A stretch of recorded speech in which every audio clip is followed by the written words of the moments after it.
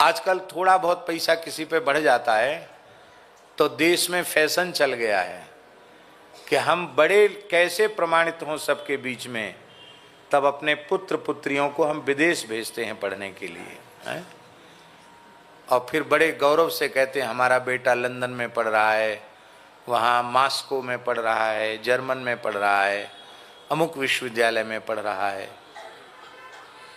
हमारी बात तो न कोई सुनने वाला है न कोई मानने वाला है, और ना हम मनवाना चाहते हैं, पर अपने मन का विचार तो प्रस्तुत कर ही सकते हैं। कोई व्यक्ति, अच्छी बात आकाश में गूंजती रहती है, कोई एक सत्पात्र तो मानेगा। जीवन में केवल आधुनिक शिक्षा या संपत्ति का अर्जन आवश्यक है, अथवा अपने जीवन में संस्कारों को बचाकर रखना, बनाकर रखना और उन संस्कारों की संपत्ति को आगे बढ़ाना उचित है। क्या उचित है? हम विदेश गए और अपने घर परिवार में जो अच्छे संस्कार हमें मिले थे, यदि उनको शिक्षा के नाम पर वहां हमने गंवा दिया, जो नहीं खाना चाहिए था वो खाना सीख गए, जो नहीं पीना चाहिए था वो पीना सीख गए, जो नहीं करना चाहिए था वो करने लग गए, जहां नहीं जाने चाहे थे वहां जाने लग गए। अब फिर कुछ समय बाद अंतरजातीय विवाह भी होने लग जाते, क्यों? यहाँ तो अब तो पढ़ने भेजा, वहां उनको धार्मिक शिक्षा तो है नहीं। फिर आप रोते रह जाएंगे, आप कहेंगे हमारी बेटी उसके साथ चलेगी, हमारा बेटा उसके साथ चला गया, अब न तुम्हारी बेटी रही न तुम्हारा बेटा रहा। संतान उत्पन्न किस लिए करते हैं? इसलिए करते हैं कि वर्ण संकरता कुल में ना आवे और वह संतति पिंडदान, श्राद्ध, तर्पण आदि कर सके। अंतरजातीय विवाहों को हमारा वैदिक सनातन धर्म मान्यता नहीं देता है। कुल में वर्ण संकरता आते ही पिंडदान, जलदान की क्रिया लुप्त हो जाती है।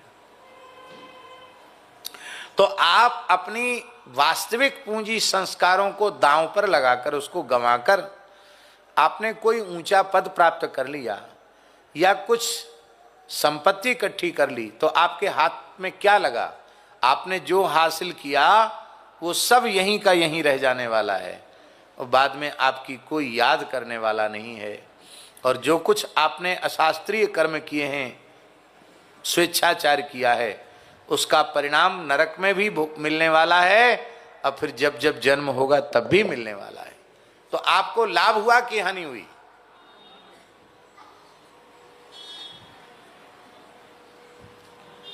हम ये नहीं कहते हैं कि ऐसे लोग नहीं हैं जो विदेश में जाकर भी अपने संस्कार सुरक्षित रखें, ऐसे लोग भी हैं, ऐसा हम नहीं कहते, आरोप नहीं लगाते, लेकिन प्रायः ऐसा हो रहा है।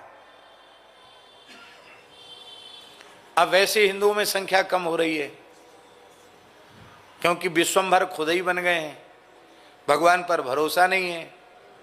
कहते ज्यादा संतान हो जाएगी तो कौन खिलाएगा पिलाएगा? अरे भले आदमी, तुमने पेट में चिंता की थी, तुमको किसने प्रबंध किया? वहां सरक्षिता रक्षति यो ही गर्भे। हिंदुओं की संख्या कम होती चली जा रही है। ये हिंदू सनातन धर्म के लिए तो अत्यंत दुखद है ही, भविष्य हमारा अंधकार में है। संख्या नहीं घटनी चाहिए।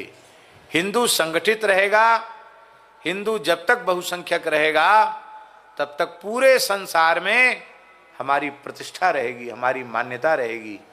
हिंदू शक्ति संपन्न होगा तो संसार की अनेक सभ्यताएं सुरक्षित रह जाएंगी, और हिंदू नष्ट हो गया तो संसार की सभी सभ्यताएं समाप्त हो जाएंगी। क्यों? हिंदू ही एक ऐसा है जो किसी भी विचार को, सभ्यता को पनपने का अवसर देता है।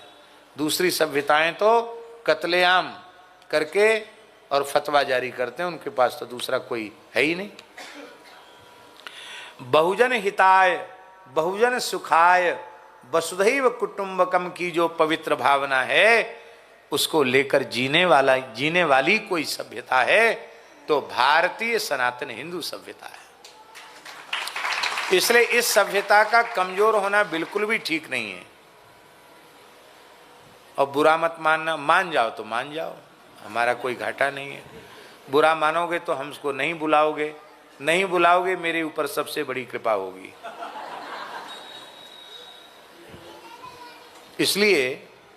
इसलिए कृपा होगी, क्योंकि जितना लोक व्यवहार से हम बचेंगे उतना अधिक भगवत स्मरण होगा, तो भगवान की कृपा ही हुई।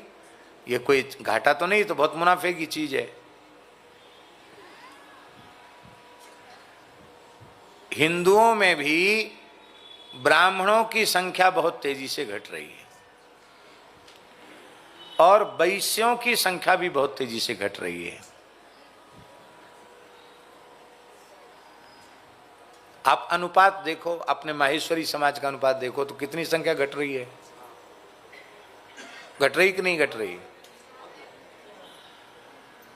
आगे चलकर क्या होगा?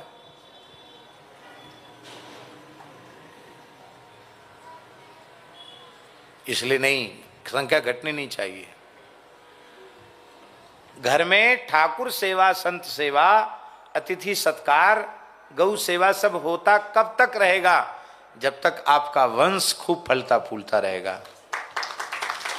अब एक ही लड़का है और वही अमेरिका चला जाके बस गया, वहीं कुछ धंधा करने लग गया, आप यहां से वहां जा नहीं सकते। अब तो ऐसे सिरफिरे लोग हैं कि वो नए नए कानून बना रहे हैं, यहाँ से वहाँ प्रवेश नहीं मिलेगा, व्यापार में भी अनेक कठिनाइयाँ आ रही कि नहीं आ रही? तो अपना घर हमेशा अपना घर होता है और पराया घर हमेशा पराया घर होता है। अपना देश ही अपना देश है। इस देश को समृद्ध बनाओ, यहाँ की मुद्रा को मूल्यवान बनाओ, इस देश को समृद्ध करो, तो हम देश के प्रति भी अपने कर्तव्य का निर्वाह कर रहे हैं। तो जैसे आजकल यहाँ जो लोग बड़े धनी मानी हो जाते हैं, वो अपनी संतान को विदेश पढ़ने भेजते हैं। हम ये उदाहरण उद्धव जी के लिए तो नहीं दे रहे हैं, पर उद्धव जी इतने बड़े बुद्धिमान थे अपने कुल खानदान में कि धरती पर उनको कोई पढ़ाने वाला नहीं था। धरती के लोगों ने कहा इनकी बुद्धि इतनी ऊंची है कि इनको तो भाई कहीं और ऊंचे पढ़ने भेजना पड़ेगा। उद्धव जी इतने सामर्थ्यवान थे कि इसी शरीर से स्वर्ग में रहकर उन्होंने देवगुरु बृहस्पति से अध्ययन किया। शिष्यो बृहस्पते साक्षात, बृहस्पति के साक्षात शिष्य थे। साक्षात शब्द क्यों कहा?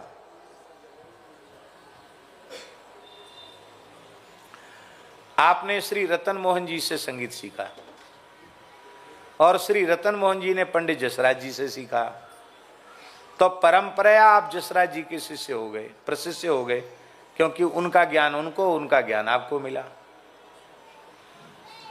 किंतु साक्षात शिष्य नहीं माने जाएंगे। साक्षात शिष्य जिसने सीधे शिक्षा ली है वो माना जाएगा। तो साक्षात शिष्य हैं बृहस्पति जी के, माने परंपरा उन्होंने बृहस्पति जी से नहीं, साक्षात सीधे सीधे बृहस्पति जी से अध्ययन किया है। यह है उद्धव जी का परिचय। और अभी हम क्या कहें, कितना बोलें उद्धव जी के बारे में।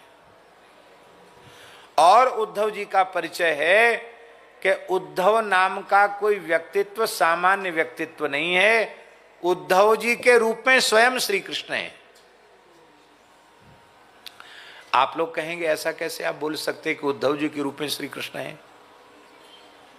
भगवान श्री कृष्ण अपनी विभूतियां गिना रहे हैं विभूति योग में।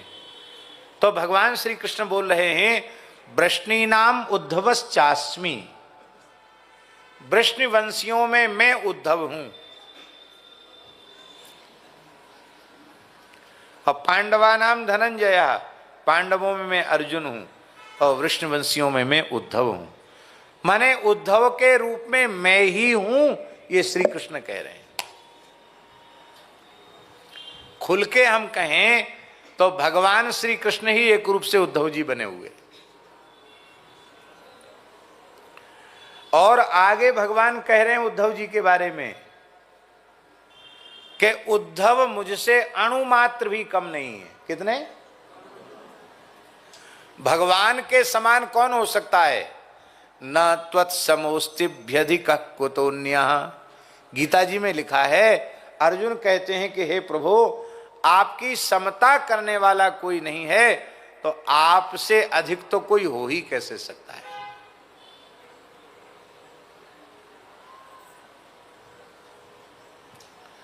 भगवान की बराबरी करने वाला कोई नहीं।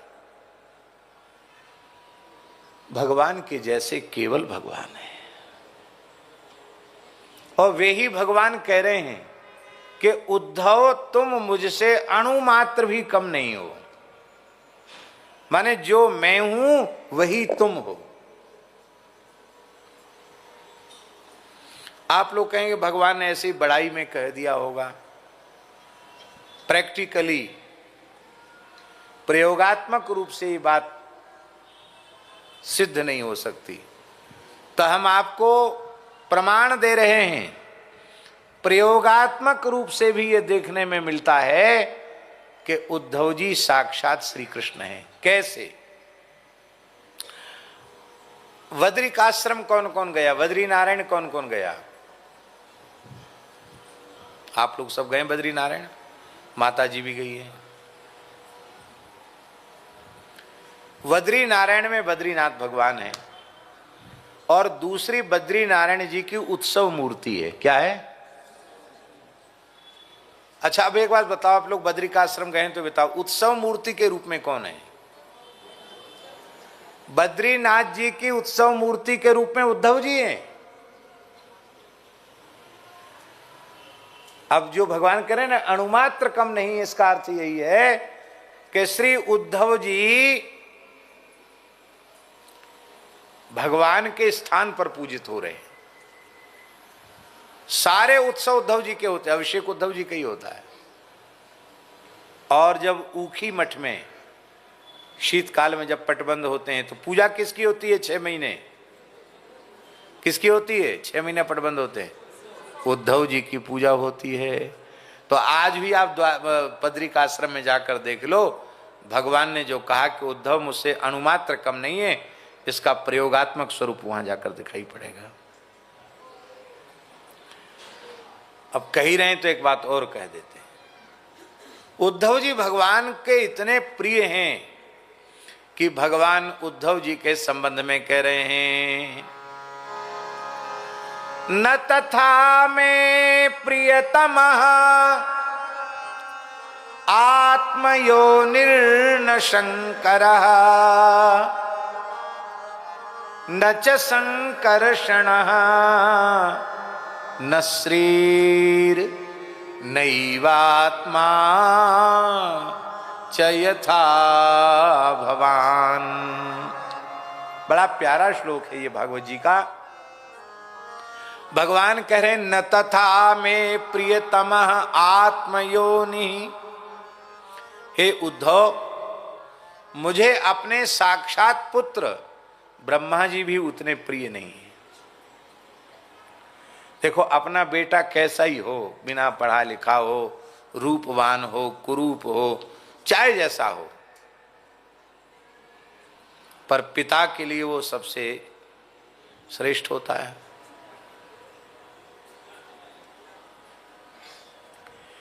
एक व्यक्ति जा रहे थे स्कूल, उधर से जा रहे थे। भैया तुम अमुक गांव होके जा रहे हो? बोले हाँ।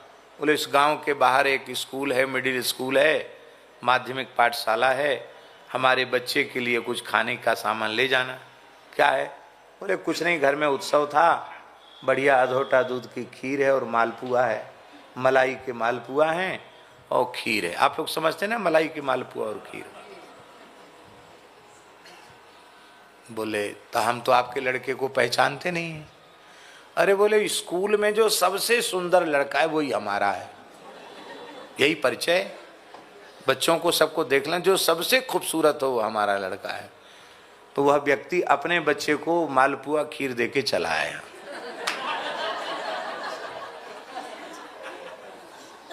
और जब वो जिसका बच्चा था, जिसने अपने बच्चे के लिए खीर मालपुआ, उन्होंने कहा कहो भैया बेटा कहो खाया? अरे बोले क्या खाया? कहते एक व्यक्ति हमने भेजा था,